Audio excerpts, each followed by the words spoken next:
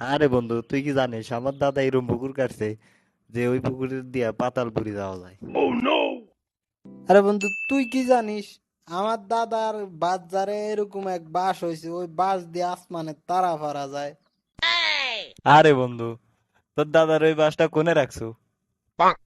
হ্যাঁ, তোর দাদার ফুসকুনির মধ্যে। আরে বন্ধু, আর মনে হয় বেশি দিন বাঁচবো না। আর আগের মতো ভালো লাগে না। কে বন্ধু, বাঁচবো না কা? কি হয়েছে তোর?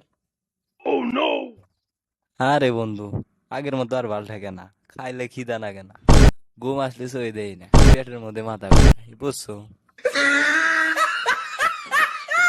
তাই নাকি? তাহলে ডাক্তার দেখা। আরে বন্ধু, ডাক্তারের কাছে গেছিলাম।